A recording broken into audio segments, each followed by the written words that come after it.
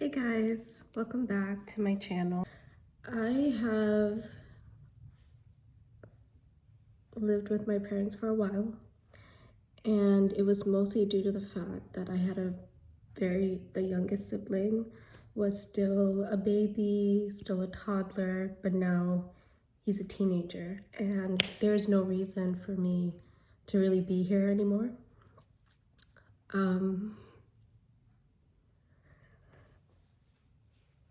I feel, come on, I feel ready to let go. And even if I don't feel ready, it's time. It's time to go. Moisturizer. I have eczema. And the thing about eczema is that once you find something that works with you and they change the formula, it gets really annoying because any formulation changes, like you can feel a reaction and like your skin kind of like rejects the formulation changes. I feel like I could elaborate on some things that I posted yesterday, and yeah, it's just a deeper dive on some of the things I said if I can remember correctly. Already put on Vaseline through my box. This is what I'm going through. So my parents used to own a house in the same city, and they bought it around early 2000s when the market crashed, and they got a really nice deal on it. And now, like almost 2 decades later, they bought another house. And at the time that we were moving, I thought things were going to get better. And I have this cycle of hope where I think that every time there's a little bit of progress, it must be worthy of holding on and getting along, but it's not. It's a cycle of the same abuse. Abuse always comes back when people are not working on themselves. And every time that they would temporarily apologize, oh my gosh, the apologies weren't even real. Every time they would apologize to me, every time they would tell me like, okay, things will change. I'll stop hitting your brother. I'll stop choking him. I'll stop like rubbing his skin dry, bleeding out his skin, like during bath time, yelling at him, like screaming in his ear, like twisting his limbs, things like that. They would stop for a little while and then they would go back to it. I was like holding on to so much hope. So anyways, around the time that they had bought the new house, we were going into the new year, and this was like last year. And this was after I had called Child Protective Services, and that was a very heavy time for me because it was during COVID, and the person that was assigned to the case told my parents that they could kick me out. And it was a lot, and I don't want to get into it because it was the darkest period of my life.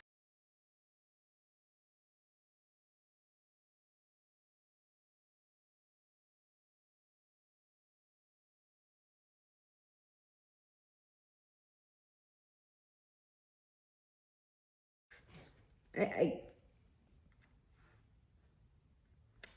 So there was one thing I had said in the video yesterday that I remember. I said that my mom was a helicopter mom and she wasn't like a normal helicopter mom. So my mother growing up, she used to, like when I was in elementary school, I remember seeing her shadow outside of my school windows, and she was there all day. I don't know why. And just watching me. And I don't know how the school allowed that, but even kids noticed that my mother would be standing outside of the classroom windows, peeking in, watching my every move. And that's some next level. And I noticed that she's outside the window. And I don't know how to comment on that, other than the fact that she would take me home after and she would tell me how she saw me talking to people and that she didn't like that. And she told me that she didn't like me talking to boys and that I bring disgrace to the family, and then she would beat me for it. She would hit me really hard across like she would punch me. And there was one moment where the bruises got so bad. A teacher noticed and she told them that I fell down the stairs. I mean, I was a child and I was a social butterfly, like by nature, because I'm a kid, I want to make friends. And it was tough because I didn't want to get beat at home.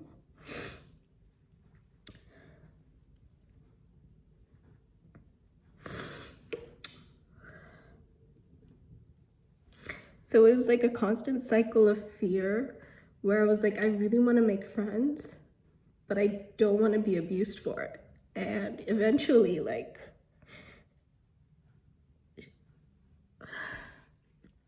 she convinced me that, I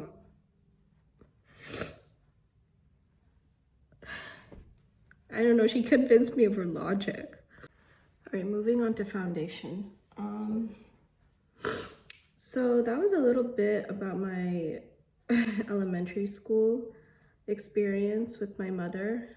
She was really invested in who I was talking to and who I was socializing with, and she didn't like it.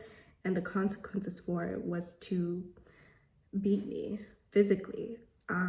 She would scratch me and she would choke me and she would like twist my arms, and specifically she would do this one move where she would twist my arm behind my back and then she would grab the back of my neck and hold it down onto the arm of the sofa, and I couldn't breathe. I don't know where the cap is.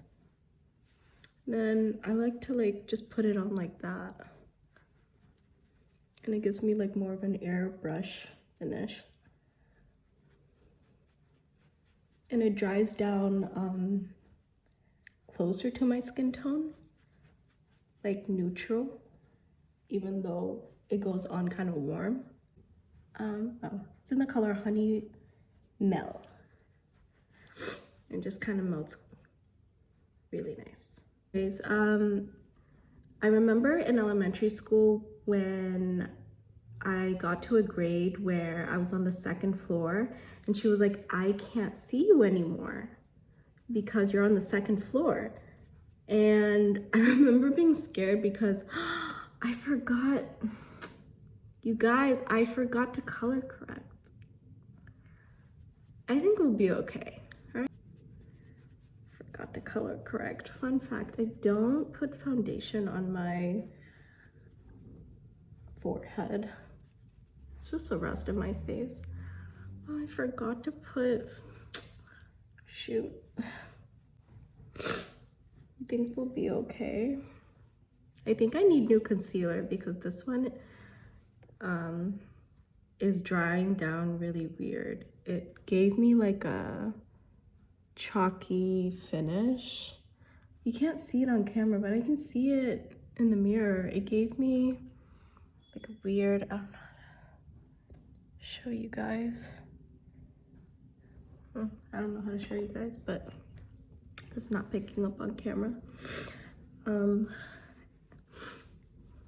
Also, I just don't use bronzer and I don't contour, and I just do this and then I do that. just to get anything off. And I did forget to put some of this on my eyelid.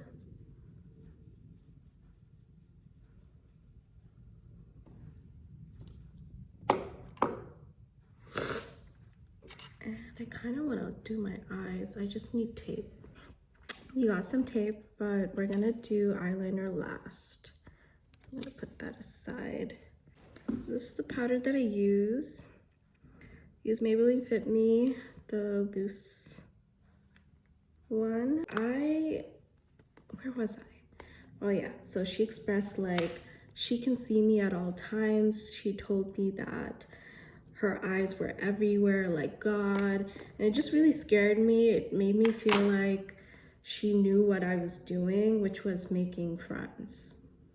This continued on in my like adolescence, and she would wait outside, but I think maybe one of the administrators was like, you can't be doing that or something like that. I don't really know what happened, but she ended up stopped doing it, I think because she had to work or something.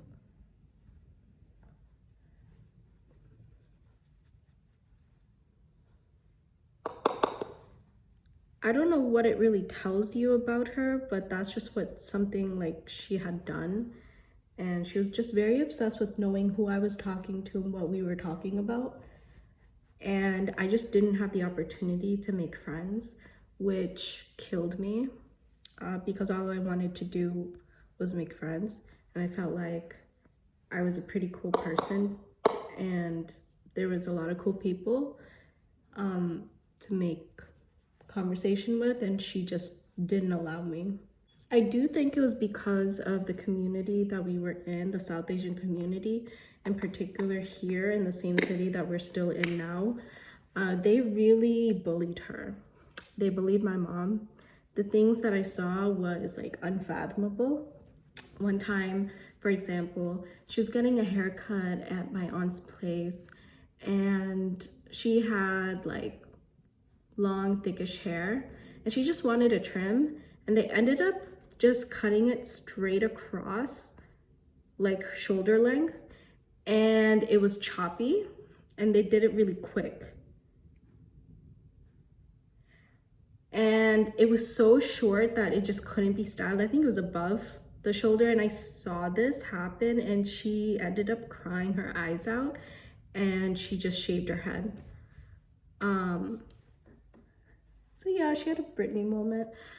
I felt really bad for her growing up, and she took it out on me. All of her anger, all of her... I don't think she had an inability to make friends. I think the community here bullied her. That was just one example of the many that I saw growing up. And the only family that we had also was not nice. We lived with them, and the things I would hear were a little bit, it was a little much. I just kind of ignored most of the stereotypical jokes that were made in school about me. Being bullied at school, I mean, I was mostly numb most of the time.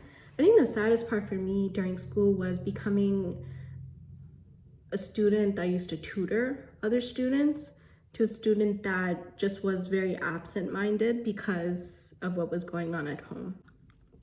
So my dad in all of this, he worked a lot, and I thought he cared about me, because when my mom was beating me, I would steal my own phone, the house phone, because back then we had landlines, and I would call him at work. I had the numbers memorized where he worked, and I would call and be like, can you please let her know to stop beating me?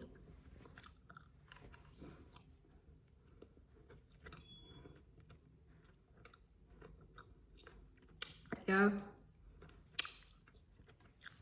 He didn't really care, I think. I don't think he really cared.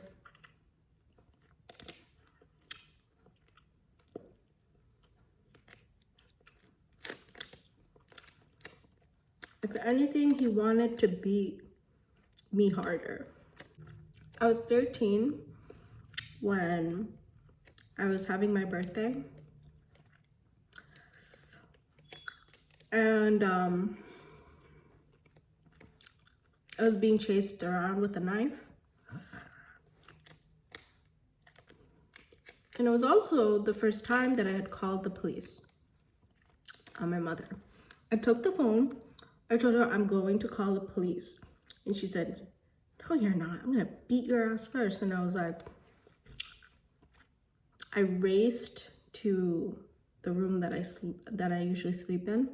And I locked the door.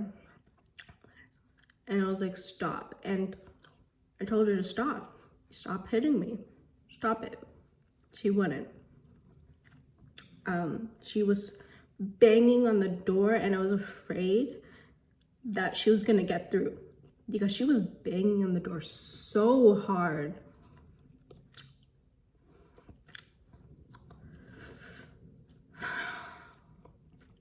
Like the door, it looked like it was gonna come off the way that she was beating the door. And so I called 911. I almost like dialed it incorrectly.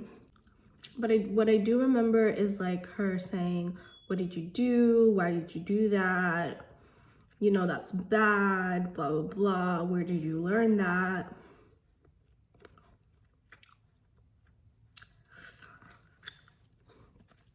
I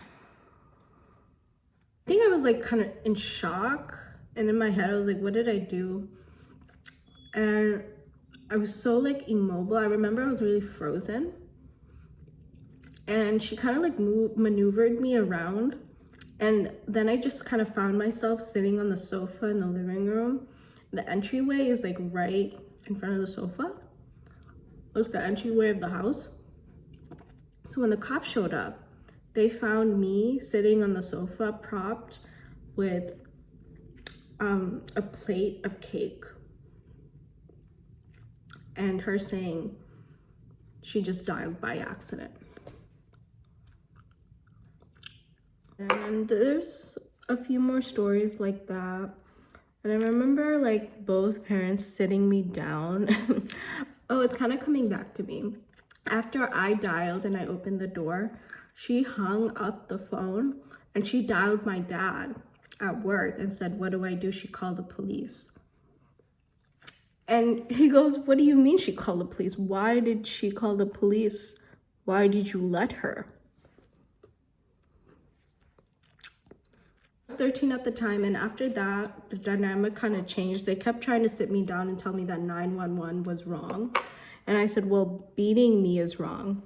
And they said, no, it's not wrong. And I said, yes, it is.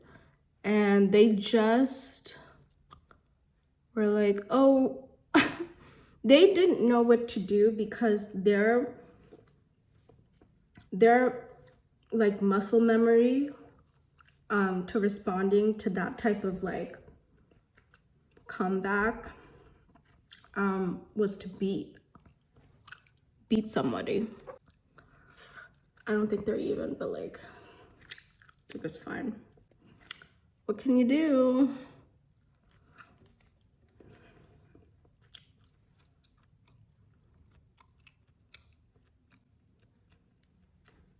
I think my eyebrows are uneven too. Everything's uneven, but it's fine. My first mistake was when my Black elementary principal took me in to our office and asked me if I was being abused, and I said no. Because I was so scared of the consequences. I think my second biggest mistake was not calling CPS while I was still underage. And that way I could have gotten help for me and my brother, but I was just so scared. The thing about CPS is that there was a stigma around like families being torn apart. I didn't know much about CPS. All I knew was that this department existed to tear apart children's families. And I didn't want to be separated from my brother.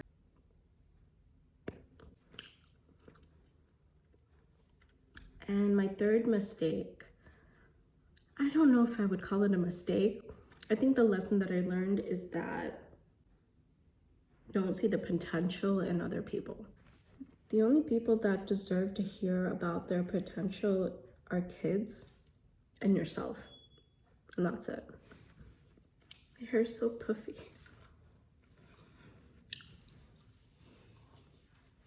You know, after I got CPS involved and everything, but at that time I got services for family therapy, and we had an interpreter. I thought that would be my chance to actually communicate with my parents in a way that they would understand, because growing up as the eldest, I knew the most. I wouldn't say I was fluent, but there was enough learned that we would communicate back and forth. English was not their first language. Again, they refused to assimilate, so they only picked up really basics of the English language. They didn't want to learn anymore. Their primary language was Bangla, and so we got an interpreter, and I found out then that they're not committed to change. They don't care to change for their children. I'm not talking about myself, I'm talking about changing for a little child, because at that time I was an adult. I was like, you know what can I do? So my youngest is a teenager now. You and I are now in this together, because I gotta get out of here. Because that middle sibling, I don't really talk about him much because he's not really on my mind. But that middle sibling, biggest hater. I don't really understand it. He was not in support of CPS coming into the home. He was not in support of therapy, or family therapy, or individual therapy. He was not interested. He said, there's something wrong with you. He said, therapy means there's something wrong with you. And he said that my youngest definitely deserves to get abused. And I was like, what the heck?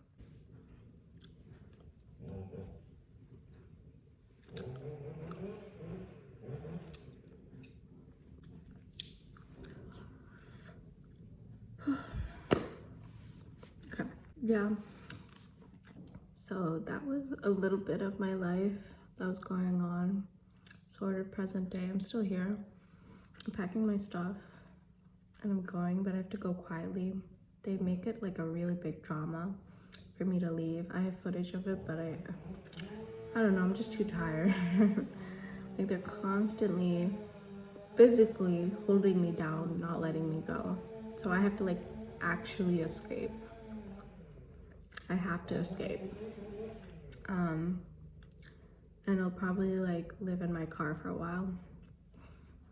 But I gotta do what I gotta do. The only thing that sucks is I'm in school right now. But I just feel so much more free. They don't know I'm in school.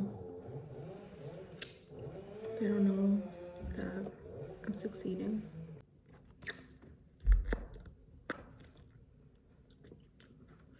Things will get better.